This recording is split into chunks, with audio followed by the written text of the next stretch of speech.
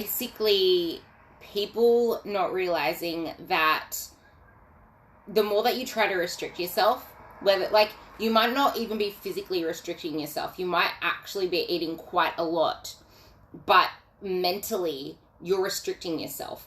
Any form of restriction, anything that's extreme to one end, it's gonna bounce back. Think of it like a pendulum. The more extreme you go one way, the more extreme it's gonna go the other way.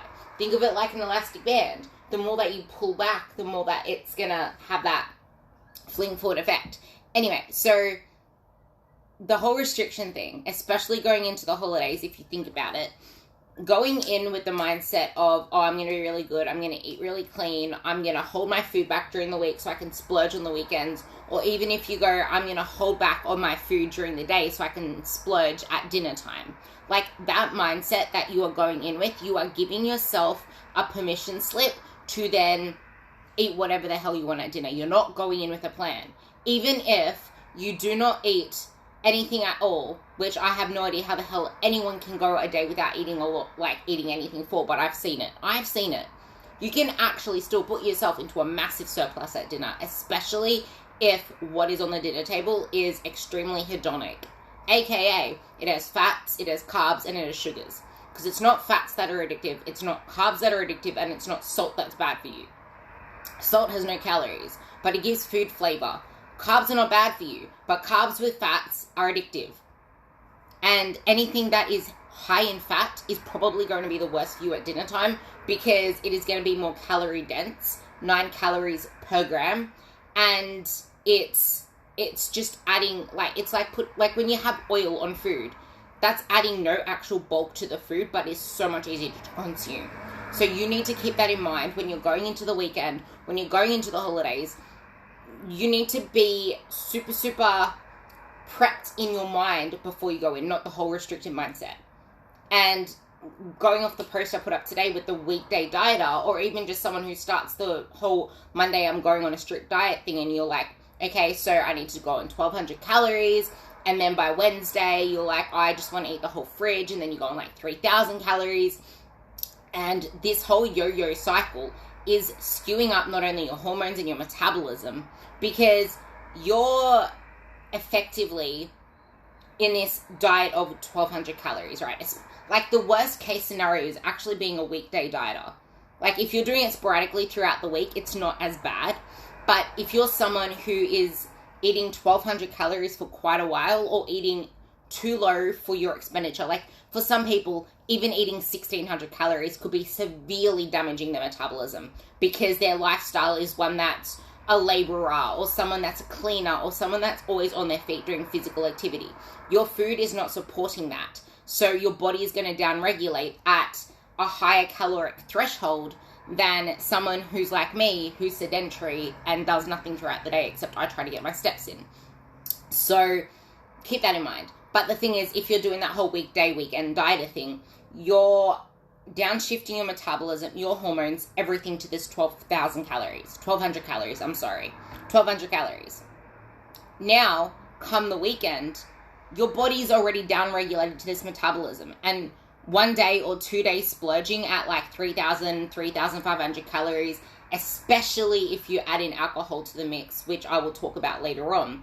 But all of that is now going to be preferentially going to fat storage, because your body is more anabolic to fat storage, especially because your hormones are downregulated, your metabolic enzymes are downregulated, all of that stuff is now downregulated. Now, if you take this month, for example, and then extend it into January, February doing the same thing, you're going to come out of that looking worse, feeling stuck, wanting to jump on the next fad diet because you're so sick of how you feel, you're sick of how you look, you're wondering why you're hardly eating, and then putting on all of this body fat, because there are people that hardly eat and put on fat because they might be hardly eating most of the time, but then they're splurging.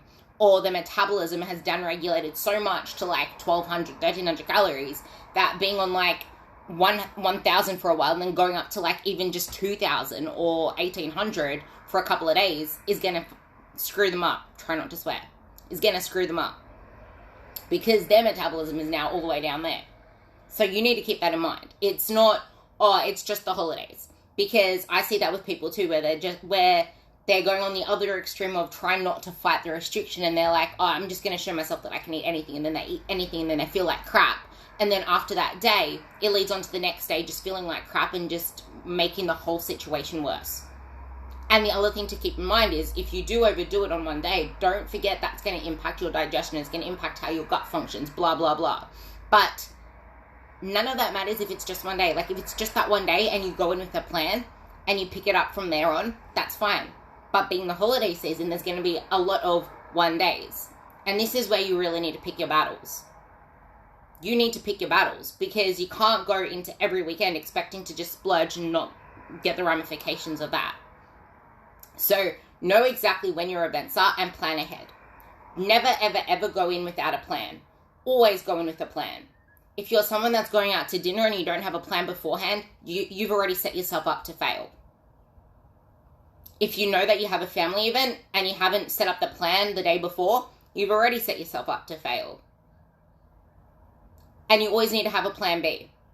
Like, it's not going in with the mentality of, oh, well, it's just one dinner, I'm going to eat whatever the hell I want. Because that's going to screw you up just as bad, because if you didn't have that plan beforehand knowing what you want to eat, or if you didn't consciously make the decision, and actually, I should have prefaced that. You should always be sitting at the dinner table or sitting wherever it is, thinking to yourself, how do I want to feel after this meal? How do I want to wake up tomorrow? Do I want to wake up tomorrow feeling sick, feeling guilty, feeling like I have a crappy digestion, not being able to poop properly, not being able to have enough energy because of what I did the day before? Same when it goes for drinking, because drinking has even more ill effects. You need to think ahead of how you want to feel afterwards, because feelings are much stronger than looks. Like, when I go to a dinner table, I don't even think once about how I want to look after dinner. I don't give a shit, because how I look after dinner is transient. That's going to pass. But if I feel like shit, I know that that is going to lead into the next day, and I'm going to probably be playing into my head, what did I used to think? Like, it's like, this is me trying to channel the old me, because I don't have any of these feelings anymore. And this is like, I say that now because I want you to realize that this stuff is possible. Like, I don't ever feel like that when I'm at dinner anymore. And I always, like, I easily say, I know what I want. I'm getting the grilled this, grilled that. Like, I pick choices for how I know I want to feel. And if I have something off, I have something off. I don't have any of that neglect or worry or anything like that anymore. Like, that's behind me. But most of the time I don't even do that, because I love the types of foods that I eat. Like, way back before, I never used to. But now I make the choices because I know how I want to feel at that dinner table and walking away. And I don't actually feel like I'm missing out. If I don't have ice cream or don't have dessert at the platter, I don't give a shit, because people treat it like there is no ice cream in the world. There is no such thing as pasta in the world. Dude, there's a surplus of food all around us. We're living in a surplus of food. The food isn't going anywhere. Like, you don't want to, you say no to the brownie. There's brownies everywhere. You can get a brownie from anywhere. You say no to the pizza because at this point in time you didn't plan it in, and you know that you can actually plan in something at home or something like that. Like, you have ways to make things work for you without feeling like it's the end of the world. So you need to keep that in mind when you are going into any occasion. Now, alcohol. If you factor in alcohol, you need to think of the fact that as soon as your body gets alcohol into its system, it is seeing it as a toxin. Alcohol is a toxin, meaning your body wants to get rid of it. Actually, I should say ethanol. Alcohol is made of ethanol, which is a toxin to your body, so it wants to get rid of it. Now, because all it's focusing on is getting rid of this ethanol, alcohol, it's not processing your protein. It's not breaking down fats. It's not burning fats. It's not breaking down carbs. It's not burning carbs. The first priority is getting alcohol out of its system. So keep that in mind too. Last of all, if you have too much alcohol, that's going to lead to poor decisions. It impacts satiety and appetite cues. From the last time that I remember, like, 10 years ago when I drank as in actually drank, I just wanted pie and pizza and bread. You make really bad decisions after you drink surplus amount of alcohol and all you want is carbs and fats. You just want to shove something in your mouth whether you're full or not. So pick your battles. Don't go in with a restrictive mindset. Have a plan beforehand, whether it's a plan of I'm going to eat this meal, which is just grilled and steamed and healthy, or I'm going to eat this pasta dish. Whatever you go in with, make sure that plan is solid. Make sure that you know how you want to feel afterwards, and make sure you know your limit. Like, someone asked 10 years for my drinking. Yeah, so I've had, like, an occasional drink here and there. Like, the last time I had a drink probably was for a wedding last year. I had a glass of champagne, felt tipsy as hell. Then I had 2 glasses of wine at the table. That's the last time I remember me drinking, which was in June. But the last time I actually drank, which was when I was partying when I was, I think it was 10 years ago. It had to be 10 years ago. No, it wasn't 10 years ago. Sorry. It was 8 years ago. But yeah, anyway, that's the thing. Like, I don't feel like I need to, this is actually another thing too. Like, I'm not making the event about, oh my God, I can actually drink alcohol now. Because I can have alcohol whenever the hell I want if I wanted it and factor it in. I'm not using alcohol as a clutch. If you're using alcohol as a clutch for something, there is something you need to dig into that is more up here than physical.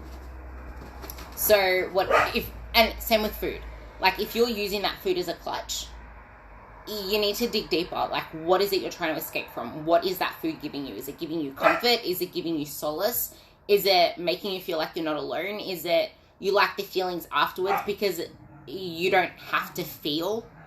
Because I remember when I was in my party days, that was why I drank a lot of alcohol. Like, I used it as my thing of I can feel things without feeling things kind of thing. Or it just gave me an excuse. I don't know. That was ages ago. But same with food. Like, don't make food or alcohol the center of any event, because it's not about the food. Christmas is not about the freaking turkey or ham or whatever it is that is on your table. Neither is Thanksgiving. It's not about the food. Thanksgiving's about being thankful. And I'm pretty sure it's about the company that you're with.